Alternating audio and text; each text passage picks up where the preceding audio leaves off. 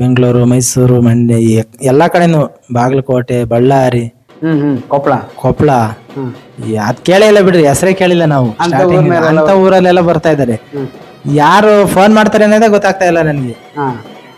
ಮುಂಚೆ ಅಷ್ಟು ಬರ್ತಿರಲ್ಲ. ಕನ್ನಡಿಗ ಚಾನಲ್ ಅವರು ಒಂದ್ ವಿಡಿಯೋ ಮಾಡಿ, ಒಂದ್ 2 ವಿಡಿಯೋ ಮಾಡಿ ಕಳ್ಸಿರು. ಅವ್ರು ಕಳ್ಸಿದ್ಮೇಲೆ ಆ ವಿಡಿಯೋಗಳು ನೋಡ್ಕೊಂಡು ತುಂಬಾ ಜನ ಫೋನ್ ಮಾಡ್ತಾ ಇದಾರೆ. ಪೂಜೆ ಯಾವಾಗಿದೆ, ಯಾವಾಗ ಬರ್ಬೇಕು, ಏನ್ ಬರ್ಬೇಕು ಅಂತ ಎಲ್ಲಾ ಜನ. ಅಲ್ಲಿ ಕೂತು ಬೇಡದವ್ರಿಗೆಲ್ಲ ಒಳ್ಳೇದಾಗ್ತಿದೆಯಲ್ಲ, ಅದೇ ಅದನ್ನೇ ಆ ವಿಡಿಯೋ ನೋಡಿ ಸ್ಮರಣೆ ಮಾಡ್ಕೊಂಡವ್ರಿಗೆ ಅದು ಒಳ್ಳೇದಾದ್ಮೇಲೆ ಇಲ್ಲಿ ಬಂದವ್ರಿ. ಹೌದು, ಅಲ್ಲಿ ನಮ್ ಕೆಲಸ ಆಯ್ತು ಅಂದ ತಕ್ಷಣ ಇಲ್ಲಿಗೆ ಬಂದವ್ರಿ. ಲಾಸ್ಟ್ ವೀಕ್ ಯಾರೋ ಮಹಾರಾಷ್ಟ್ರದವ್ರು ಅಂತ ಏನೋ ಬಂದಿದ್ರು. ಮಹಾರಾಷ್ಟ್ರದಿಂದ ಕನ್ನಡದವರೇ ಅಲ್ಲಿ ಉಡುಪಿ ಅವರು. ಒಬ್ರು ಇದು ಮುಂಬೈಯಿಂದ ಬಂದಿದ್ರು. ಮುಂಬೈಯಿಂದಲೂ ಬಂದಿದ್ರು. ಹೋಟ್ಲ್ ಬಿಸ್ನೆಸ್ ಅಲ್ಲಿ ಏನೋ ಪ್ರಾಬ್ಲಮ್ ಆಯ್ತು ಅಂತ ಮೊನ್ನೆ ಫೋನ್ ಮಾಡಿದ್ರು. ಇವಾಗ ನಡೀತಾ ಇದೆ, ಪರವಾಗಿಲ್ಲ ಅಂತ. ಈಗ ಅಲ್ಲಿ ಕರ್ಸ್ಕೊಳಕ ಅವರು ಪ್ರಯತ್ನ ಮಾಡ್ತಾವ್ರೆ. ಎಲ್ಲಿನ ಕಂಪಾರಳ್ಳಿ ನೋಡಿ. ನನ್ಗೆ ಗೊತ್ತಾಗ್ತಾ ಇಲ್ಲ, ನಾನು ಇಷ್ಟೆಲ್ಲ ಇದ್ ಮಾಡ್ತಾ ಇದೀನಿ ಅಂದ್ರೆ ಸ್ವಾಮಿಯವರು. ನಂದೇನಿಲ್ಲ ಅಲ್ಲಿ, ನನ್ನ ಪಾತ್ರ ಏನಿಲ್ಲ, ನಾನ್ ಸೂತ್ರಧಾರಿ ಅಷ್ಟೇ. ಎಲ್ಲ ನಡೆಸ್ತಾ ಇರೋದು ಅವ್ರ ಕೈಲಿದೆ. ಎಲ್ಲದಕ್ಕಿಂತ ಇಷ್ಟೊಂದು ಪ್ರಬುದ್ಧವಾದ ನನ್ನನ್ನು ನಿಲ್ಸವ್ರಲ್ಲ, ನನಗೆ ಅದೇ ದೊಡ್ಡ ಜನ ನಿಮ್ಗೆ ಅಷ್ಟು ದೇವ್ರ ರೂಪ ಅಂತಾರೆ. ನನಗೆ ದುಡ್ಡಿನ ಇದಿಲ್ಲ ಇವಾಗ. ಇದು ನೋಟ ಇದೆಯಲ್ಲ, ಜನಗಳ ನೋಟ, ನನ್ಗೆ ಅದೇ ಕೋಟಿ ಕೊಟ್ಟಂಗ ಆಗ್ತದೆ. ಹೃದಯದಲ್ಲಿ ಜಾಗ ಕೊಡಲ್ಲ ಯಾರು ಅಷ್ಟು. ಎಲ್ಲಿಂದ ಎಲ್ಲಿಗೆ ಹೋದ್ರೂ ನಮಸ್ಕಾರ ಸ್ವಾಮಿ ಅಂತಾರಲ್ಲ, ಅಷ್ಟು ಆನಂದ ಆಗುತ್ತೆ. ಅವ್ರು ಏನೋ ಕೊಟ್ಟಂಗ ಆಗ್ತಾ ಇರತ್ತೆ ನನಗೆ. ಅಷ್ಟು ಯಾವ ಏರಿಯಾಕ್ ಹೋಗ್ಲಿ, ಎಲ್ಲೇ ಹೋಗ್ಲಿ, ಯಾವ ತಾಲೂಕಿಗೆ ಹೋದ್ರೂ ಗುರ್ತು ಮಾಡ್ತಾವ್ರಿ. ಅಲ್ಲ, ದುಡ್ಡು ಇದ್ರೆ ಆಗುತ್ತೆ. ಅದು ದುಡ್ಡಿನ ನನಗೆ ಲೆಕ್ಕ ಇಲ್ಲ. ಅಲ್ಲ, ದುಡ್ಡಿದ್ದವ್ರಿಗೆ ಅದು ಸಿಗಲ್ಲ. ಪ್ರೀತಿ ಜನ ಅಷ್ಟು ಈಸಿಯಾಗಿ ದುಡ್ಡಿದೆ ಅನ್ನೋ ಕಾರಣಕ್ಕೆ ಕೊಡಲ್ಲ. ಏನೋ ಒಳ್ಳೇದಾಗಿರುತ್ತೆ ನಿಮ್ಮ ಮೂಲಕ, ಭಗವಂತ ಆಶೀರ್ವಾದ ಮಾಡ್ತಾರೆ. ಹಾಗಾಗಿ ಒಂದ್ ಟೈಮಲ್ಲಿ ನಾನು ಇನ್ನೊಬ್ರು ಪಾದ ಮುಟ್ಬೇಕಾಯ್ತು. ಇವತ್ತು ಸ್ವಾಮಿಯವ್ರ ಕರೆಸ್ಕೊಂಡು ನನ್ನ ಪಾದ ಮುಟ್ಟಿಸ್ದಾರಲ್ಲ, ನನಗೆ ರೋಮಾಂಚನ. ಆದ್ರೂ ಬೇಡ ಅಂತೀನಿ, ಆದ್ರೂ ತಡೆಯಕ್ ಆಗ್ತಿಲ್ಲ. ಕೆಲವರು ಅವ್ರ ಭಕ್ತಿ ಅವ್ರದ್ದು ಏನಿರುತ್ತೋ ಸಮರ್ಪಣೆ ಮಾಡ್ಕೊಂತಾರೆ. ಅದನ್ನ ನಾನ್ ಸ್ವಾಮಿಯರೇ ಸಮರ್ಪಣೆ ಮಾಡ್ಕೊಡೋದು. ನಂದೇನಿಲ್ಲ ಕಣಪ್ಪ, ಎಲ್ಲ ನಿಂದು. ನನಗ್ ಮಾಡ್ತಾ ಇದ್ರೆ ನಿನ್ಗೆ ಮಾಡ್ದಂಗೆ ಅದ್ ಲೆಕ್ಕ. ನಂದೇನಿಲ್ಲ, ನನಗೇನು ಇರ್ಬೇಕ, ನನ್ಗೆ ಒಳ್ಳೆ ಆರೋಗ್ಯ ಕೊಡು, ಮಕ್ಳು ಇದನ್ನ ಕೊಡು. ಅಲ್ಲ, ಅದು ಅನುಭವ ಕೇಳಿದ್ರಿ. ಈಗ ಹುಷಾರಿಲ್ದಾಗ ಇವತ್ ಪೂಜೆ ಮಾಡೋದು ಹೆಂಗೆ ಅನ್ನೋ ವಿಷಯ ಬಂದಾಗ ಅದೊಂದು ಅನುಭವ ಹೇಳಿ. ಅದು ಅನುಭವ ಹೇಳೋದಲ್ಲ. ನಾನೇ ಪೂಜೆ ಮಾಡ್ತೀನಿ, ಇನ್ನೇನ್ ದೇವ್ರು ಕೇಳೋದು ಅಂತ ಹೇಳಿ ಹತ್ತತ್ರ 40,000 ಖರ್ಚು ಮಾಡಿದ್ದೆ ಬರೀ ಬ್ಯಾಕ್ ಪೇನಿಗೆ. ಎಲ್ಲೂ ಹುಷಾರಾಗಿರ್ಲಿಲ್ಲ. ಆಮೇಲೆ ಇಲ್ಲಿ ನಮ್ಮ ಹತ್ರ ಚೀಟಿ ಒಂದ್ ಇದ್ ಮಾಡ್ಕೊಡ್ತಾರೆ ಯಜಮಾನ್ರು. ಅವರು ತಳಿನಾರ್ದೆ ಅವರೇ ಕೇಳಿರು ಸ್ವಾಮಿ ಬಂದಾಗ. ತಿರ್ಗ್ಲಿ ಬಿಡಪ್ಪ, ತಿರ್ಗ್ಲಿ, ದುಡ್ಡು ಐತೆ, ಖರ್ಚು ಮಾಡ್ಲಿ ಅಂತ ಹೇಳಿದಾರೆ ಸ್ವಾಮಿಯವ್ರು. ಅವಾಗ ಒಂದ್ ನಿಂಬೆಹಣ್ಣು ಕೊಟ್ಟಿದ್ರು. ಆ ನಿಂಬೆಹಣ್ಣು ಅರ್ಧ ಕುಡ್ದೆ, ಅರ್ಧ ಅಲ್ಲಿಗೆ ಸಾವಿರಕಂಡಿ. ಅವತ್ತು ಹೋಗಿರೋದು ಬೆನ್ನು ಇವತ್ತವರೆಗೂ ಬಂದಿಲ್ಲ. ಅಂದ್ರೆ ನಿಮ್ಗೆ ಆ ಅನುಭವ ಆಗಿದೆ? ನನಗೆ, ನಾನು ಹೇಳ್ತೇನೆ, ನನಗೆ ಅನುಭವ. ಅಲ್ಲ, ಈಗ ನಿಮ್ಗೆ ನೋವಿದ್ದು ಅರ್ಚಕರಾಗಿ ಪೂಜೆ ಮಾಡ್ತಿದ್ರು, ನೀವು ಇಲ್ಲಿ ಕೇಳಿಲ್ಲ ಅಂದ್ರೆ ನಿಮ್ಗೆ ಗೊತ್ತಾಗಿಲ್ಲ, ನನಗೆ ಅದು ಆಗಿಲ್ಲ. ಹಂಗಾಗಿ ಶಿವಣ್ಣರು ಕೇಳೋದು. ಇದಾಗಿದೆ ಯಾವಾಗ? ಆಗ್ಲೇ ಒಂದ್ 6 ಮಂತ್ ಆಯ್ತು.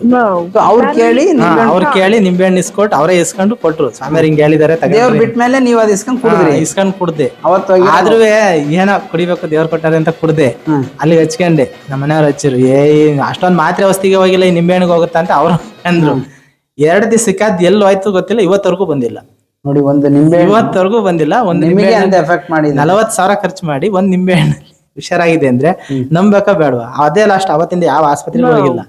ಏನಾರಾದ್ರೂ ಫಸ್ಟ್ ಇಲ್ಲಿ ಕೇಳಿ. ಅಲ್ಲ, ಹುಷಾರಿಲ್ಲ ಅಂದಾಗ ಪೂಜೆ ಇದ್ದಾಗ ಹೆಂಗ್ ಮಾಡ್ತೀರಿ? ಪೂಜೆ ಇದ್ದಾಗ ಏನಿಲ್ಲ, ಈಗ ಹುಷಾರ್ ಮಾಡ್ಕೊಂಡ್ರೆ ಮಾಡ್ತೀನಿ, ಇಲ್ಲ ಅಂದ್ರೆ ಇಲ್ಲ ಅಂತ ಸುಮ್ನೆ ಹೋಗ್ತೀನಿ. ಅದ್ ನೋವೇ ಇರಲ್ಲ, ಯಾವುದೇ ನೆಗಡಿ ನೋವೇ ಇರಲ್ಲ, ಗಂಟ್ಲು ಕಟ್ಟಿರುತ್ತೆ. ನಾಳೆ ಪೂಜೆಗೆ ಅಲ್ಲಿ ಏನು ಹೇಳಕ್ ಆಗಲ್ಲ ನನಗೆ. ಆ ಪೊಸಿಷನ್ ಇದ್ರೆ ನಾನ್ ಬೆಳಿಗ್ಗೆ ನನಗೆ ಗೊತ್ತಿಲ್ಲ, ನಾನು ಹೇಳಕ್ ಆಗಲ್ಲ ಅಂದ್ರೆ ಸಾಕು, ಬೆಳಿಗ್ಗೆ ನನ್ನ ವಾಯ್ಸೇ ಬದಲಾಗಿರುತ್ತೆ. ಅಂದ್ರೆ ನಾನಿರಲ್ಲ, ಅವಾಗ ಬಂದಿರ್ತಾರೆ ಸ್ವಾಮಿ. ಒಟ್ಟು ಪವಾಡಗಳು ನೀವು ಸೆಕೆಂಡ್ಗೂ ನೋಡ್ತಿದ್ದೀರಿ? ಸೆಕೆಂಡ್ಗಳು ನನ್ನ ಜೀವನದಲ್ಲಿ ಪೂರ್ತಿ ಪವಾಡನೇ ನೋಡ್ತಾ ಇದ್ದೀನಿ. ಬೇರೆ ಅಂದ್ರೆ ಅರ್ಚಕರಾಗಿ ಅನುಭವ ಆದ ನಂತರದಿಂದ, ಅನುಭವ ಆದ್ಮೇಲೆ ಅಲ್ಲಿಂದ ತನಕ ನಿಮ್ಗೂ ಡೌಟ್?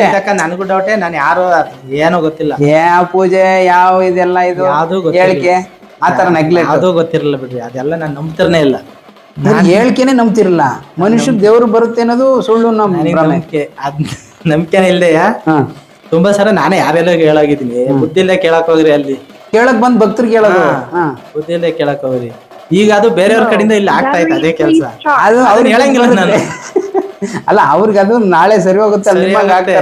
ಅವರು ಈಗ ಬೇರೆಯವ್ರು ಹೇಳ್ತಾ ಇದಾರೆ, ಅಲ್ಲೇನ್ ಕೇಳ್ತೀರಂತ. ನಾನ್ ಹೇಳಿದ್ನಲ್ಲ, ಸ್ವಾಮಿಯವ್ರು ಅದು ನನಗೆ ತೋರಿಸ್ತಾವ್ರೆ ಅನ್ಕೊಂಡ್ ನಾನ್ ಅನ್ಕೊಂತ ಇದೀನಿ. ನೀನ್ ಮಾಡಿದ ತಪ್ಪಿಗೆ ಅವ್ರಿಗೆ ಮಾಡ್ತೀರ ನೋಡಿ, ಈಗ ನಿಂದನೆ ತೋರಿಸ್ತಾ ಇದೀನಿ ಈಗ ಅಂತ ತೋರಿಸ್ತಾವ್ರೆ. ಅಷ್ಟು ಇದ್ ಮಾಡ್ತಾರೆ. ಮಕ್ಳನ್ನ ಓದ್ಸೋದ್ ಹೆಂಗೆ, ಎಲ್ಲಿ ಏನು ತುಂಬಾ ಇದಿತ್ತು.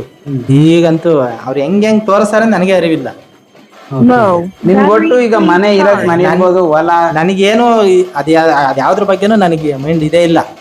ಸೇವೆ ಮಾಡಿದ್ರೆ ಅವ್ರು ಏನ್ ಬೇಕು ಕೊಡ್ತಾ ಹೋಗ್ತಾರೆ. ಪೂಜೆ ಒಂದ್ ಮಾಡ್ಕೊಂಡು ಹೋದ್ರೆ ಸಂಸಾರದ್ದೇನು ಮಕ್ಳದ್ದೇನು ಎಲ್ಲ ಅವ್ರೇ ಜಮೀನಿಂದೇನು ಯಾರ್ಯಾರು ನೋಡ್ಕೊತಾರ ಏನ್ ಮಾಡ್ತಾರ. ನನ್ ಟೈಮಿಂಗ್ಸೇ ಇಲ್ಲ ಬಿಡ್ರಿ.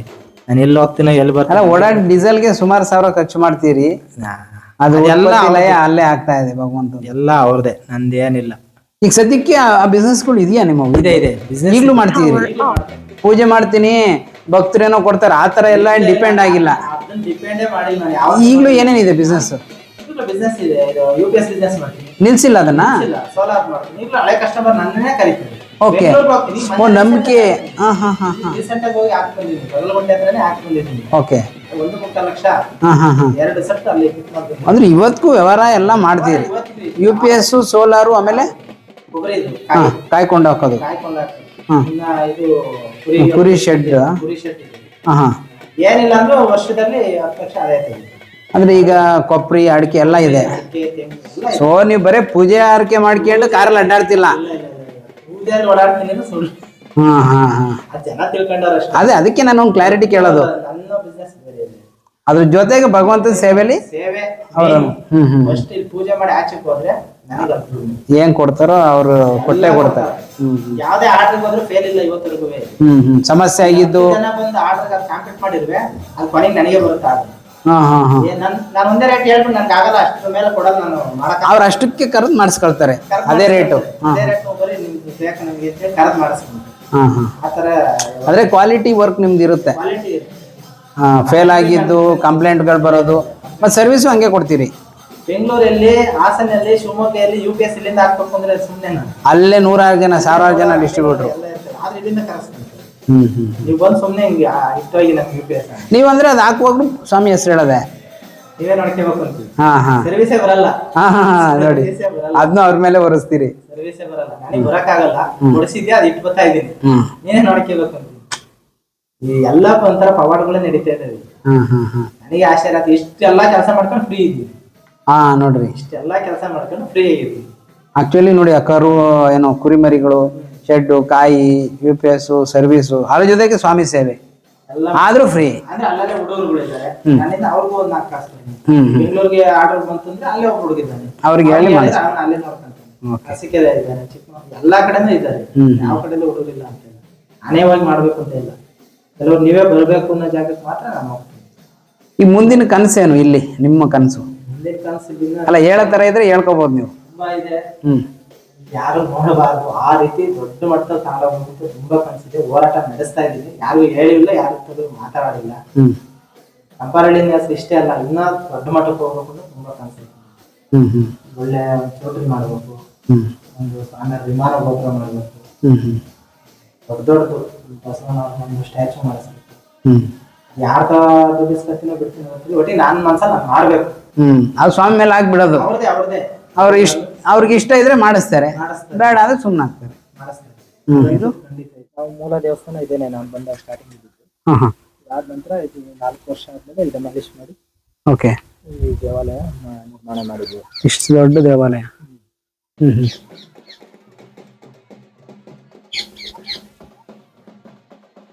ಅದಾದ್ಮೇಲೆ ನವಗ್ರಹ ದೇವಸ್ಥಾನ, ಕನಕದಾಸ ದೇವಸ್ಥಾನ, ಈ ಕಡೆ ಊಟದ ಚೌಟ್ರಿ ಟೈಪ್ ಮಾಡಿದೀವಿ. ಓಕೆ, ಅಲ್ಲಿದೆ.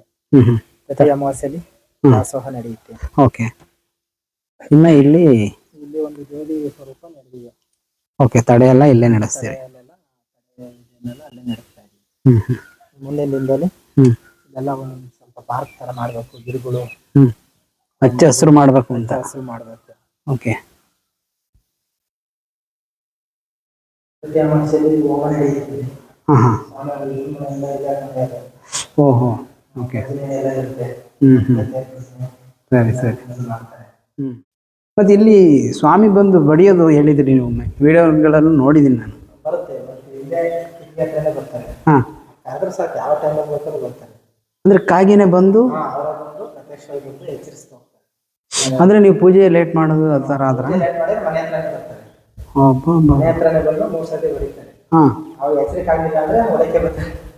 ಅದು ಆಗಿದಾವೆ ಅಲ್ವಾ? ಇಲ್ಲಿ ಬಡಿತಾರಲ್ಲ ಯಾವಾಗ ಅದು ಮಾತಾಡ್ಕೊಂಡ್ ಹೋದ್ರೆ ಬಡಿಯಕ್ಕೆ ಶುರು.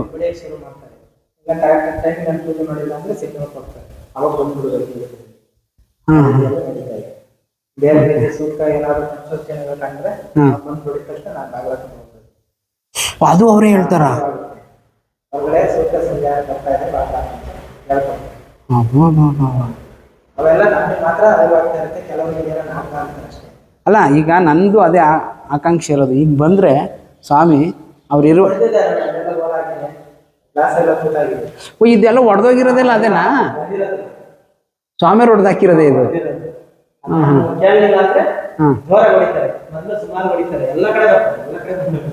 ಇದೆಲ್ಲ ಅವರೇ ಹೊಡೆದಾಕಿರೋದು ನೋಡಿ ಸ್ನೇಹಿತರೆ. ಇದೆಲ್ಲ ಸ್ವಾಮಿಯ ರೂಪ ಕಾಗೆ ವಾಹನ ಬಂದು ಇಲ್ಲಿ ಬಡಿಯುತ್ತೆ. ಅಂದರೆ ಇವ್ರು ಬರೋದು ಪೂಜೆಗೆ ಲೇಟ್ ಆದರೆ ಇನ್ನೊಂದು ಮತ್ತೊಂದು ಆ ಥರ.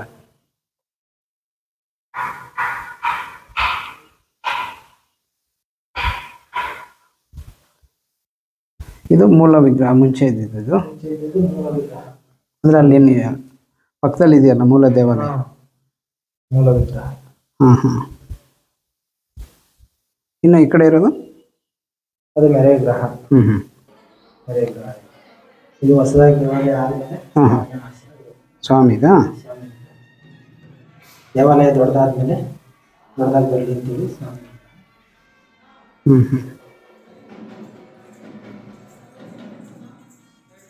ಗುರುಗಳೇ, ಕೊನೆಯದಾಗಿ ಒಂದೆರಡು ಮಾತಲ್ಲಿ ಏನು ಹೇಳಕ್ಕೆ ಇಷ್ಟಪಡ್ತೀರಿ?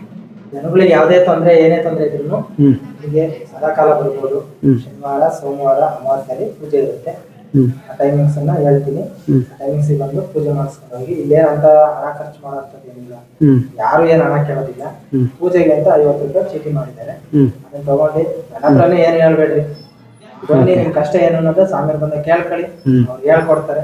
ಮತ್ತೆ ಪಾಲನೆ ಮಾಡ್ಕೊಂಡು ಹೋಗಿ, ಎಲ್ಲರಿಗೂ ಒಳ್ಳೇದಾಗುತ್ತೆ, ಏನ್ ತೊಂದರೆ ಇಲ್ಲ. ಎಲ್ಲಿಂದ ಬೇಕಾದ್ರೂ ಬರ್ಬೋದು. ಓಕೆ. ಎಂತ ಸಮಸ್ಯೆ ಹೊತ್ಕೊಂಡ್ರು ಸಮಸ್ಯೆ ಇದ್ರು ನೀವೇನ್ ಭಯ ಪಡೋಂಥದ್ದಿಲ್ಲ. ಓಕೆ. ಯಾರು ಹೇಳ್ಕೊಂತ ಸಮಸ್ಯೆ ಇದ್ರು ಈ ಬಗೆಹರಿಯುತ್ತೆ. ಓಕೆ. ಹೆಣ್ಮಕ್ಳಾಗ್ಬೋದು, ಗಂಡ್ಮಕ್ಳಾಗ್ಬೋದು, ಮದುವೆದು, ಮಕ್ಕಳ ಫಲದ್ದು, ಯಾವುದೇ ರೀತಿ ತೊಂದರೆ ಇದ್ರು, ಬಿಸ್ನೆಸ್ ಆಗ್ಲಿ, ವ್ಯಾಪಾರದ್ದಾಗ್ಲಿ, ಎಲ್ಲಾ ರೀತಿನಲ್ಲೂ ಭೂಮಿದು, ಗಂಗೆ ಬೋರ್ ಕಳ್ಸೋದು, ಇಂಥವಾಗಿರೋ ಬೋರ್ಗಳು ಕೆಲವೊಂದ್ಸತಿ ಬರೀ ನಿಂಬೆಹಣ್ಣು, ಅಕ್ಕಿ ಕಾಳಿಗೆ ಮಂತ್ರ ಅಷ್ಟೇ, ಬೇರೆ ಏನೂ ಕೊಡಲ್ಲ. ಇಲ್ಲಿಂದ ಹಣ ಖರ್ಚು ಮಾಡಿಸಂತ ಒಳ್ಳೇದಾದ್ಮೇಲೆ ನೀವು ಅವ್ರಿಗೆ ಸ್ವಾಮಿಯರಿಗೆ ಅಂತ ಏನಿಲ್ಲ, ಒಂದು ಭಕ್ತಾದಿಗಳಿಗೆ ಅನ್ನದಾಸೋಹಕ್ಕೆ ಅವ್ರಿಗೆ ಅಲಂಕಾರ ಏನ್ ಕೈಯಿಂದ ಕೊಡ್ತೀರ ಅಷ್ಟೇ. ಇನ್ನೇನ್ ಲಕ್ಷಾಂತರ ರೂಪಾಯಿ ಯಾರು ಕೇಳೋದಿಲ್ಲ. ಒಂದು ಮಾಡ್ಕೊಂಡು ಹೋಗಿ ಇವೇ ಜನ ಸುಖಿನ ಭವಂತು. ಎಲ್ಲರಿಗೂ ಒಳ್ಳೇದಾಗ್ಲಿ. ಧನ್ಯವಾದ ಸ್ವಾಮಿಗಳ. ಅರ್ಚಕರು ಇಷ್ಟೆಲ್ಲ ಮಾಹಿತಿ ಕೊಟ್ಟಿದ್ದಾರೆ. ಅವರ ಅನುಭವದಲ್ಲಿ ಕೂಡ ಇಷ್ಟೆಲ್ಲ ಅನುಭವಗಳಾಗಿದೆ. ಅಂದರೆ ಅವರು ನಂಬದಂಥ ಸ್ಥಿತಿಲಿದ್ದವ್ರಿಗೆ ಭಗವಂತ ನಂಬಿಸಿ ಅವ್ರಿಗೆ ಯಾವ ರೀತಿ ಆಶೀರ್ವಾದ ಮಾಡಬೇಕು, ಅವ್ರಿಗೆ ಏನೆಲ್ಲ ಬೇಕು ಪ್ರತಿಯೊಂದನ್ನು ಅನುಗ್ರಹಿಸುವ ಮೂಲಕ ಇಲ್ಲಿ ಅವ್ರನ್ನ ನಿರಂತರವಾಗಿ ಸೇವೆಯಲ್ಲಿ ತೊಡಗಿಸ್ಕೊಳ್ಳೋ ರೀತಿಯಲ್ಲಿ ಮಾಡಿಕೊಂಡು ಭಗವಂತನ ಸೇವೆಗೆ ಅವ್ರನ್ನ ನೇಮಕ ಮಾಡ್ಕೊಂಡಿದ್ದಾರೆ. ಈ ಮೂಲಕ ಅವ್ರು ಹೇಳ್ತಾರೆ ಎಲ್ರಿಗೂ ಒಳ್ಳೆಯದಾಗುತ್ತೆ, ನಿಮ್ಮ ಯಾವುದೇ ಸಮಸ್ಯೆಯನ್ನು ಒತ್ತು ಬಂದರೂ ಕೂಡ ಭಗವಂತ ಆಶೀರ್ವಾದ ಮಾಡ್ತಾರೆ ಅನ್ನೋ ಮೂಲಕ ನೀವೆಲ್ಲ ನಂಬಿ ಬನ್ನಿ, ಒಳಿತನ್ನು ಕಾಣಿ, ನಿಮ್ಮ ಜೀವನವನ್ನು ಮತ್ತಷ್ಟು ಮಗದಷ್ಟು ಸುಂದರವಾಗಿಸಿಕೊಳ್ಳಿ. ಸರ್ವೇ ಜನ ಸುಖಿನೋ ಭವಂತು. ಜೈ ಹಿಂದ್, ಜೈ ಕರ್ನಾಟಕ, ಜೈ ಭಾರತ್. ಮತ್ತೆ ಭೇಟಿಯಾಗೋಣ. ನಮಸ್ಕಾರ.